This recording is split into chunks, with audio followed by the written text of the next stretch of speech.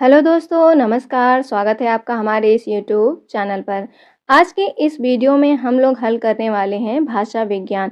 इसमें 30 प्लस महत्वपूर्ण प्रश्नों को हल करेंगे। आप शुरू से अंत तक बने रहिएगा क्योंकि एक एक प्रश्न हमारा क्या है, बेहद ही इम्पोर्टेंट है। आप लोगों के कमेंट के आधार पर यह भाषा विज्ञान के प्रश्न लाए गए हैं।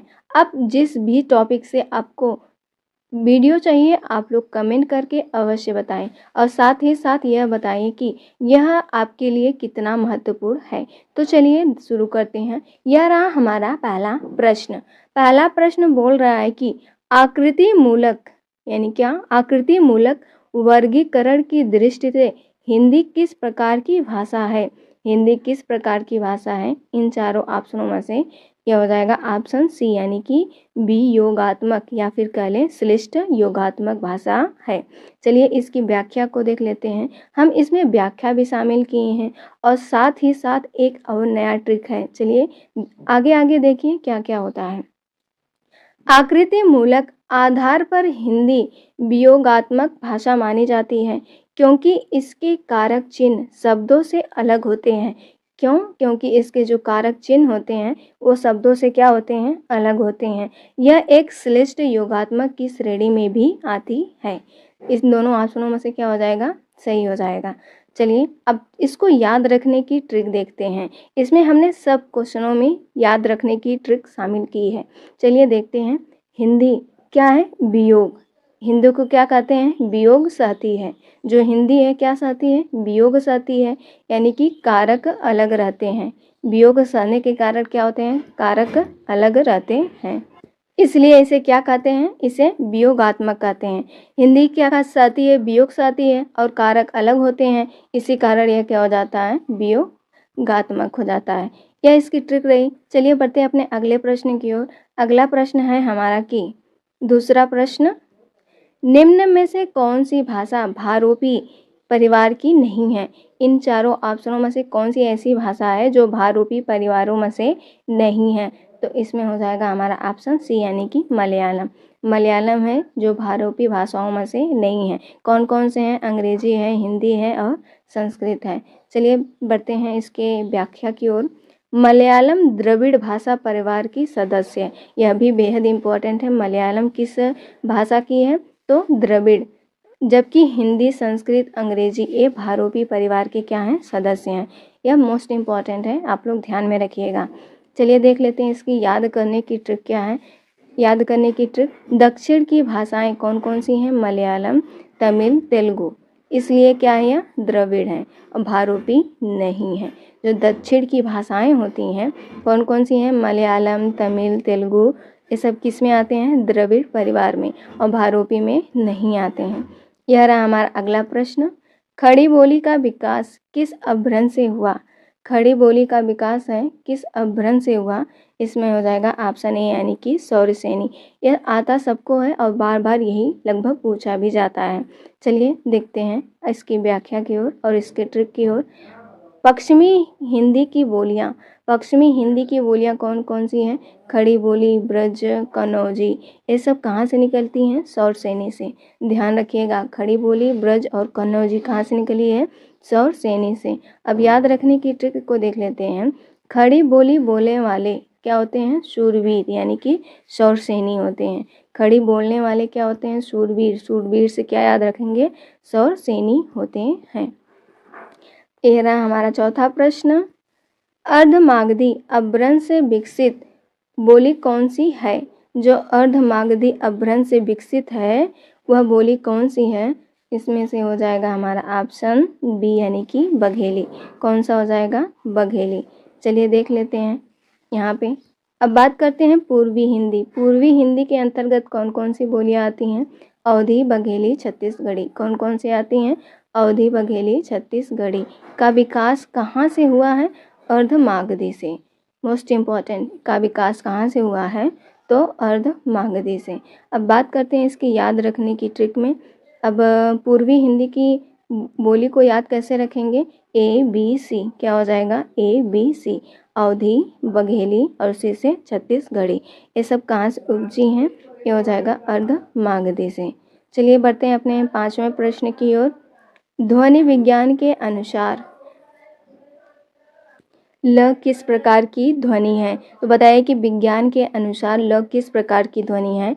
इन ऑप्शनों में से हो जाएगा ऑप्शन ए यानी कि पार्श्विक ध्वनि। क्या है? पार्श्विक ध्वनि। चलिए बढ़ते हैं इसकी व्याख्या और ट्रिक की ओर। व्याख्या यह रही कि ल के उच्चारण में वायु जीभ के बगल यानी कि पार्श्व से निकलती है। वायु क्या करती है? जीभ के बगल पार्श्व से निकलती है। इसके कारण वो क्या हो जाएगी? पार्श्विक ध्वनि। याद रखने की ट्रिक, ल से लटक कर यानी बगल में, ल से लटक कर बगल से हवा निकलती है, इसके वजह से क्या हो जाएगा? पार्श्विक। अगला छठवां प्रश्न देख लेते हैं। किस भाषा को द्रविड़ परिवार की जननी कहा जाता है? कौन सी ऐसी भाषा है जो द्रविड़ परिवार की जननी के नाम से जाना जाता है? तो इसमें हो जाएगा हमारा ऑप्शन सी यानी कि तमिल। कौन सा हो जाएगा? ऑप्शन सी यानी कि तमिल। चलिए देख लेते हैं इसकी व्याख्या और ट्रिक को।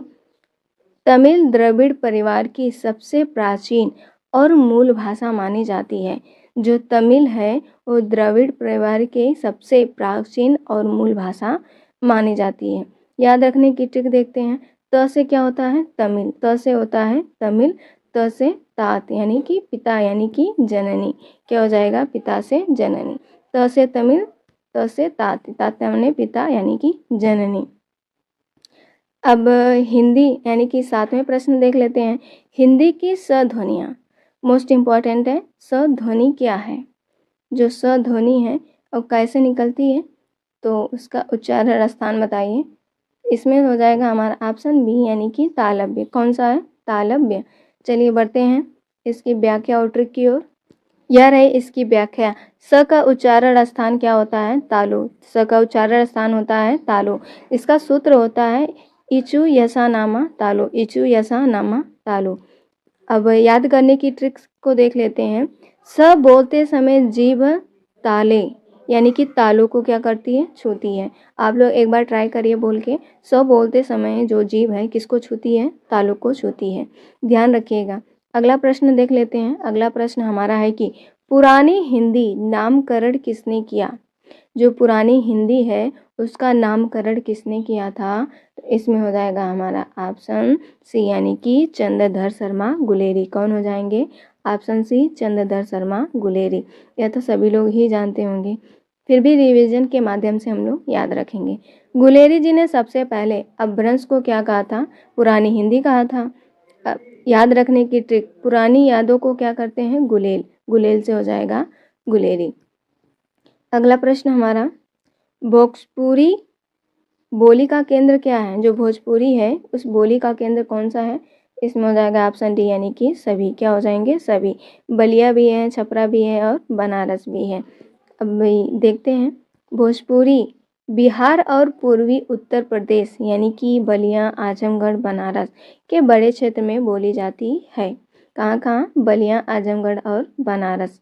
अब अगला देख लेते हैं। बघेली बोली का संबंध किस उपभाषा से है? जो बघेली है उस बोली का संबंध किस उपभाषा से है? इसमें से कौन सा हो जाएगा हमारा? ऑप्शन बी यानी कि अभी हमने पढ़ के आया पूर्वी हिंदी को कैसे याद रख सकते हैं? ए, बी और सी। अवधी, बघेली, छत्तीसगढ़ी। चलिए देख लेते हैं इसकी व्याख्या। अवधी, बघेली, छत्तीसगढ़ी पूर्वी हिंदी के अंतर्गत आती हैं। ये तो हमने अभी पढ़ चुका है। और याद रखने की ट्रिक सभी लोग जानते ही हैं। पूरब के बाघ यानी कि बघेली में अवध के शेर हैं। उतना मजा नहीं दिया। अगला देखते हैं। ग्वालियर की बोली क्या है? ग्वालियर की बोली क्या है? ग्वालियर में कौन सी बोली बोली जाती है? तो हो जाएगा ऑप्शन ए यानी कि बुंदेली। कौन सी बोली जाती है? बुंदेली बोली जाती है। और देख लेते हैं इसकी व्याख्या। ग्वालियर बुंदेलखंड का क्या है? हिस्सा है। जो ग्वालियर है बुंदेलखंड क्षेत्र का हिस्सा है। यहाँ पर बुंदेली बोली जाती है। 12वां प्रश्न देखते हैं। 12वां प्रश्न इम्पॉर्टेंट है।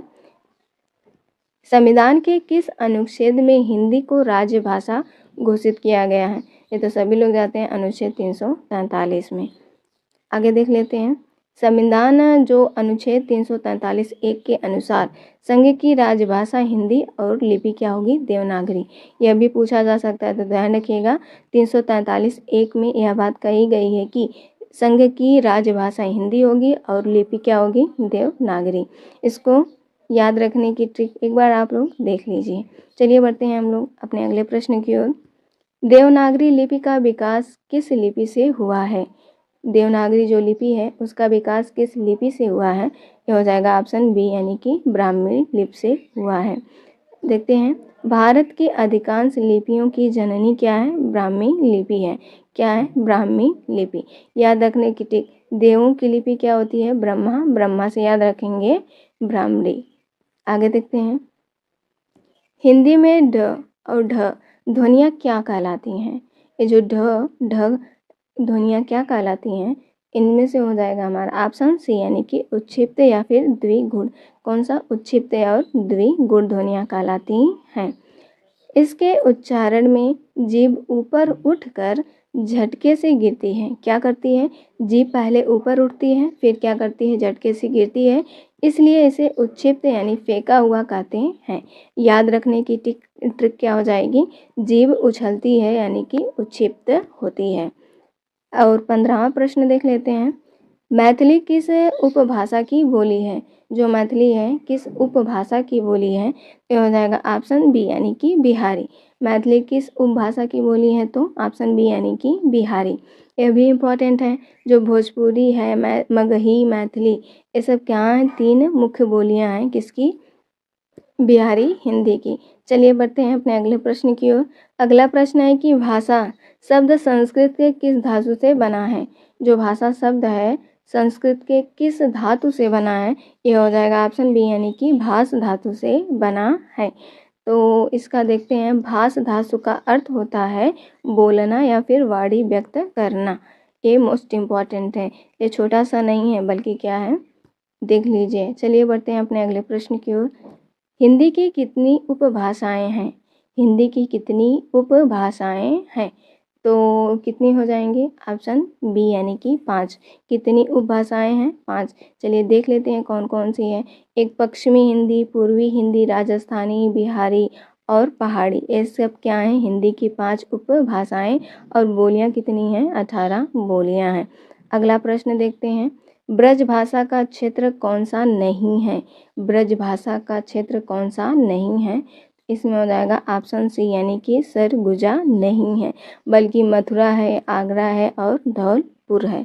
कौन कौन सा है? मथुरा, आगरा, धौलपुर है। बल्कि ये जो सरगुजा है यह छत्तीसगढ़ की क्या है? बोली है। छत्तीसगढ़ की बोली है। यह रहा हमारा 19वां प्रश्न, आधुनिक भारतीय आर्य भाषाओं का काल कब से कब तक है? जो आधुनिक भाषा आर्य भाषा है उसका काल कब से कब तक है? इसमें हो जाएगा हमारा ऑप्शन बी यानी कि 1000 ईस्वी से लेके अब तक है। कहाँ तक है? 1000 ईस्वी से लेके अब तक है। आर्य भाषाओं का विकास क्रम होता है प्राचीन वैदिक काल, मध्यकालीन को पाली प्राकृतिक और आधुनिक को हिंदी और अन्य के नाम से जाना जाता है। अब बढ़ते हैं अपने 20वें प्रश्न की ओर। सिंधी भाषा का विकास किस अपभ्रंश से हुआ? जो सिंधी भाषा है उसका विकास किस अपभ्रंश से हुआ है? यह हो जाएगा ऑप्शन ए यानी कि ब्राह्मण। किससे हुआ है? ब्राह्मण से। अब देखते हैं इसकी व्याख्या को। सिंधी का संबंध ब्राह्मण अपभ्रंश से माना जाता है। और याद रखने की ट्रिक क्या हो जाएगी? सिंध के लोग क्या? ब्राह्मण यानी कि ब्रांड पहनते हैं। क्या पहनते हैं? ब्रांड पहनते हैं। अब बात कर लेते हैं अपने 21वें प्रश्न की ओर। तो बताइए कि यह ऑप्शन क वर्ग की ध्वनियाँ क्या हैं? जो क वर्ग की ध्वनियाँ हैं इसमें हो जाएगा ऑप्शन सी यानी कि कंठ। कौन सा हो जाएगा? कंठ। यह तो सभी लोग जानते ही होंगे। चलिए बढ़ते हैं अपने अगले प्रश्न की ओर। अपभ्रंश में कुल कितने स्वर थे? अपभ्रंश में कुल कितने स्वर थे? इसमें हो जाएगा हमारा ऑप्शन ए यानी कि 8। कितने थे? 8 स्वर थे। चलिए देख लेते हैं कौन कौन से हैं। अपभ्रंश के मूलतः 8 स्वर हैं। अ, आ, इ, उ, ऊ, ए, ओ थे। ए और औ बाद में आए। ए और औ बाद में आए। अगर पूछा जाएगा मूलतः कितने थे तो 8। अगर कुल हो जाएगा तो 10। 2 बाद में जोड़े गए, ए और औ।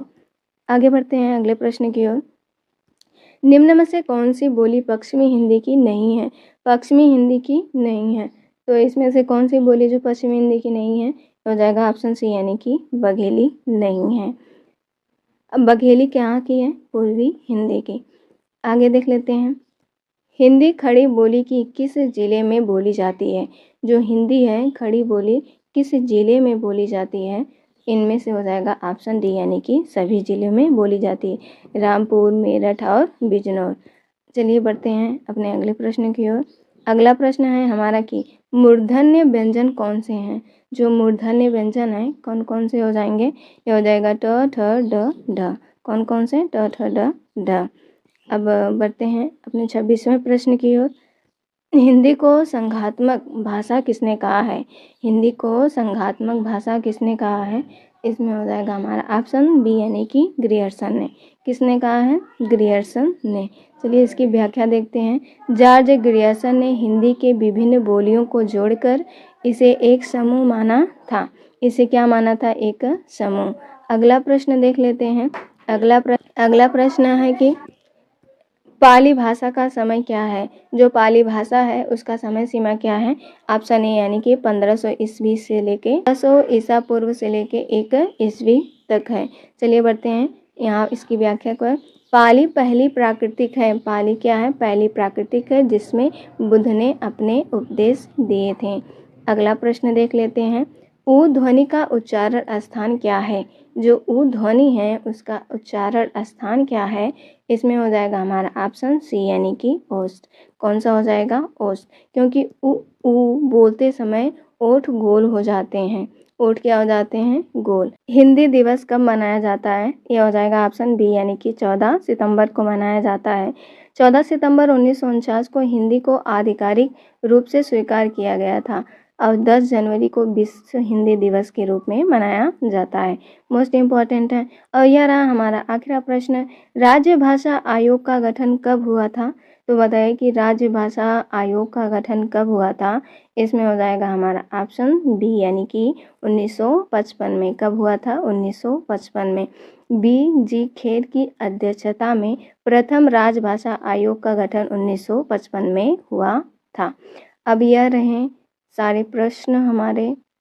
ये जो प्रश्न हैं आप लोग प्रश्न देख लीजिएगा और इसकी पीडीएफ आपको टेलीग्राम पे दे दी जाएगी। आप लोग वहाँ से इसको देख लीजिएगा। यहाँ पे पूछा जा रहा है कि अपभ्रंश और पुरानी हिंदी के बीच की संक्रमणकालीन भाषा किसे कहा जाता है? अपभ्रंश और पुरानी हिंदी के बीच का संक्रमणकालीन भाषा किसे माना जाता है? इसमें हो जाएगा हमारा ऑप्शन बी, यानी कि अवहट को माना जाता है। अब बात कर लेते हैं इसकी दूसरे प्रश्न की ओर। हिंदी भाषा के विकास का सही अनुक्रम क्या है? जो हिंदी भाषा है उसके विकास का सही अनुक्रम क्या है? यह हो जाएगा ऑप्शन बी, पहले संस्कृत, फिर पाली, प्राकृतिक, अपभ्रंश, फिर हिंदी। मोस्ट इम्पॉर्टेंट है, आप लोग उसको याद रखिएगा।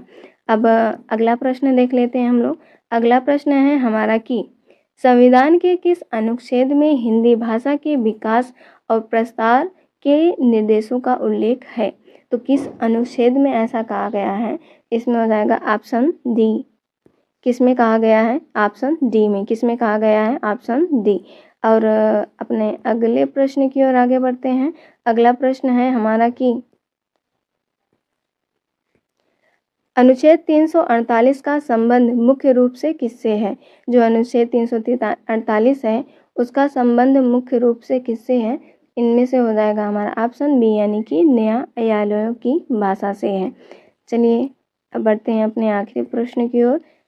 343 के अनुसार देवनागरी लिपि में लिखित हिंदी को संघ की क्या घोषित किया गया है?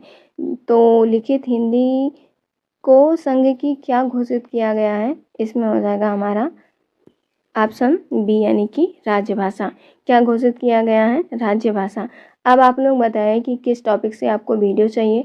अगर हमारी ये वीडियो जो आपके सामने मौजूद है, यानी भाषा विज्ञान से रिलेटेड प्रश्न है, आप लोग कमेंट करके अवश्य बताएं कि यह आपको ये कितना कारीगर साबित है और कितना ही महत्वपूर्ण है। आप लोग कमेंट के माध्यम से हमें अवश्य सूचित करें और इसका पीडीएफ आपको टेलीग्राम पे मिल जाएगी। और कोई भी डाउट हो आप लोग टेलीग्राम पे चैट के माध्यम से हमें बता सकते हैं। तो मिलते हैं अपने नई वीडियो के साथ, तब तक के लिए नमस्कार।